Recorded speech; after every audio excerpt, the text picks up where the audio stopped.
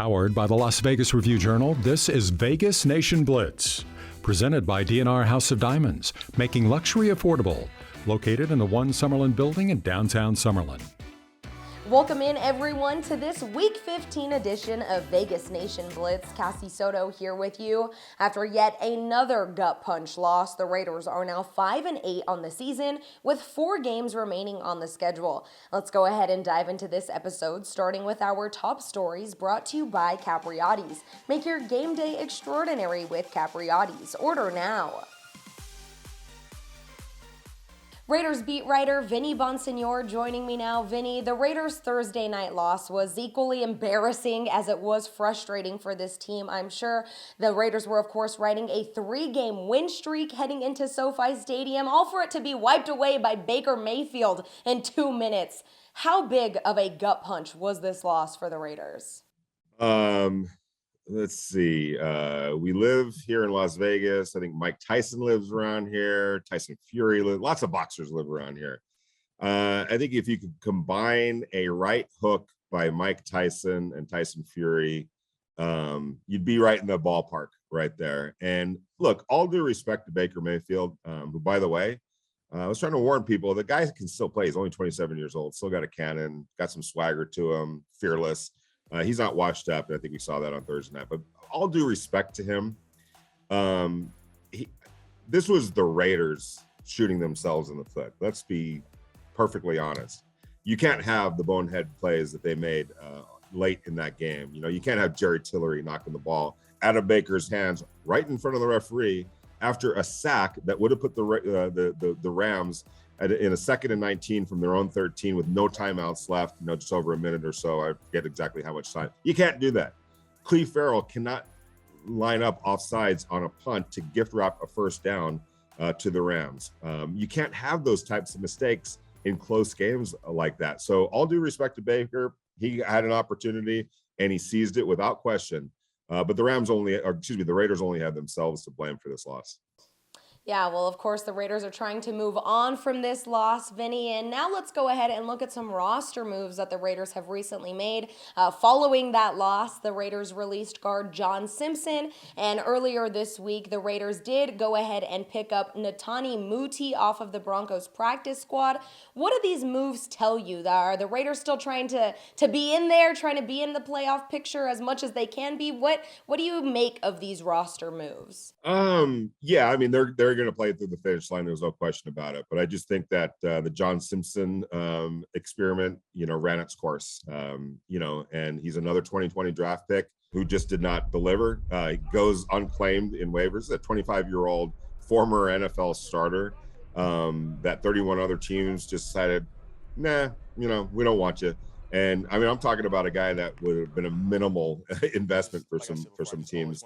And the rest of the league kind of rejected the thought of claiming him on waivers. We'll see if he signs with a practice squad or another team at a further date.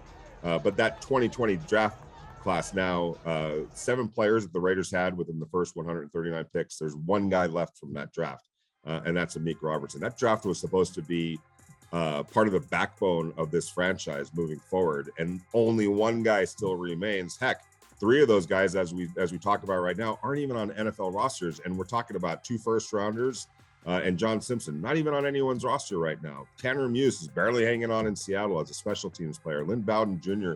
has played 1 game with the New England Patriots this year. Brian Edwards, the wide receiver from South Carolina, is on the Denver Broncos practice squad. If I'm missing anybody, I apologize, but you can't have drafts like that and expect to sustain any kind of success. So I know I'm going off on a little bit of a tangent here, but man, the inexplicable, some of the drafting that went on here. And that's on top of the fact that last year's first round pick, Alex Leatherwood, is no longer on the team. And so if you want to, scratch a little bit below the surface and trying to figure out, okay, why are the Raiders sort of in this situation where they're playing a bunch of these close games and losing too many of them? This roster needs some work. And a lot of that is due to the fact that they didn't draft well here for a while. Well, Vinny, let's keep going on this tangent, though, because we're off to a good start here. When you look at all of those draft picks, those, of course, were in the John Gruden and Mike Mayock era. Do you think it was them trying to think they were smarter than everybody else and drafting guys that maybe went under the radar? Or was it just a talent factor? I know it could be hit or miss on depending the player that you're talking about there. But then also, how much pressure now is on Josh McDaniels and Dave Ziegler, their first draft, really here to be able to dive in and pick the players that they can build a team around? Yeah, I know that Josh is he's focused right now on the season, but I do know that Dave Ziegler and his group, they're chapping at the bit to get after this from a draft and off-season perspective. When they came aboard in January, they inherited a bunch of scouts that were looking at things through the lens of Mike Mayock and John Gruden. That 2022 draft class, it was you have to account for the fact that a lot of these scouts were scouting for a different regime for most of the year and deep into that process. They are champing at the bit with their own group, with their own scouts, looking at things through their own lens, which a lot of it is what Josh McDaniels' lens is, trying to find players that fit, what he's doing offensively, what Patrick Graham is doing defensively. And there's definitely an awareness, make no mistake, that the roster needs some work. I know a lot of it, some of it's play calling and decisions and schemes and all this, but the fact of the matter, it usually comes down to talent. And right now, the Raiders have enough talent to be in, a lot of these games, or basically all of these games, but not enough to win consistently. And on top of that, with the bonehead errors, that's going to kill you every time. But to get away from that, they need to build a better roster. I know Dave Ziegler and his group are absolutely, without question, looking forward to beginning that process ASAP after the season's over. Around the League, brought to you by South Point Sportsbook. Download the app at southpointsports.com. What's up, everybody? It's Heidi Fang, and I'm joined here with Adam Hill, our NFL and Raiders writer, and we're going to talk about some key matchups happening around the league as we look ahead to some teams that are on the cusp of making the playoffs. First, let's take a look at the Chargers and the Titans, 2 7-6 teams, Adam, that are facing off this week against each other. The Raiders are kind of in the playoff picture, so they're going to be watching all these other AFC teams for who could potentially fall apart. So the Chargers, clearly one of those teams that the Raiders want to lose as much as possible going forward. The Titans are in a different kind of position. They are falling apart. They've already fired their general manager. They've lost 3 straight games. The Chargers and Titans kind of go in an opposite directions here. Chargers at home, too. I expect them to win this game and put the Titans behind the 8 ball a little bit more. I would imagine that Raiders fans probably want the Titans to win this game, but I don't think that's probably going to happen. The Chargers are getting healthy at the right time of year. They're in a good spot here to further have the Titans fall behind a little bit in their quest to clinch that division. And the Lions and the Jets are also facing off this week. And these are 2 intriguing teams also on that bubble in the hunt kind of mode. What do you make of these 2 teams? I mean, the Jets, after that hit Mike White took last week, I could feel that one still in my ribs. Yeah, well, while there's question in the other game of who Raiders fans might be cheering for, I know the Raiders fans are cheering for the Lions in this one, and they probably have the team that's hotter here. The Lions on fire. They're the team nobody wants to play. Several people around the league have kind of said, hey, look, nobody wants the Lions to get into the NFC playoffs because they're going to be very, very dangerous. They're playing at a high level. The offense is clicking. The defense playing with Hutchinson now kind of emerging as that star rookie. So a lot of good things we're seeing out of this Lions team, which we haven't been able to say that in 40 years for this team, at least since Barry Sanders retired a couple of decades ago. So Lions have some good things working. The Jets, too, they're kind of on the rise. Mike White has breathed life into this team. But as you said, kind of took those massive hits. We're not sure exactly if he's going to be able to play or even how effectively he's going to be able to go out there. But this will be a very fun game to watch. Probably a lot of points in this one. And clearly, a lot of teams in the AFC are rooting against the Jets and for the Red Hot Lions. Sam Gordon here on behalf of Vegas Nation with the Week 15 injury brief. That's right, 15 weeks have gone by, and the Raiders finally added some reinforcements.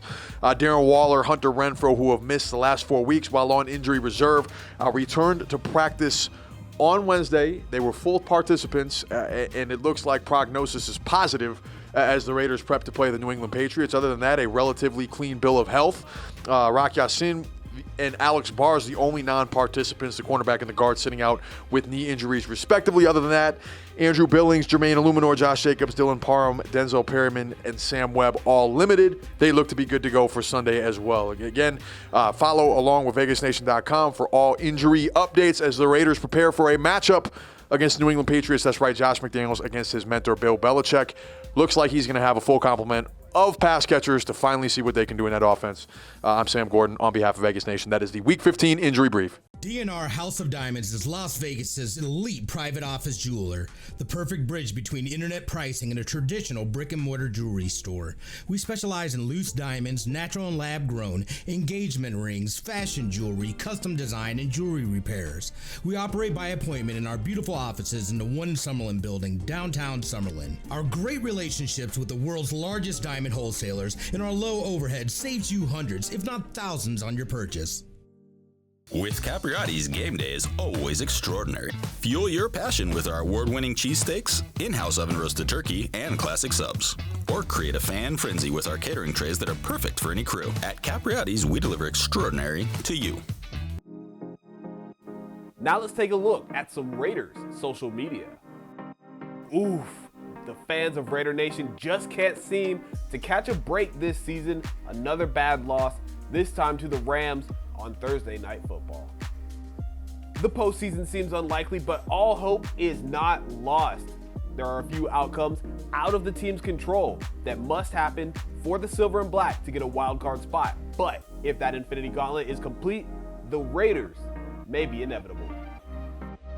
Now you all know game recognizes game. Micah Parsons of the Cowboys rocking a Max Crosby t-shirt during pregame.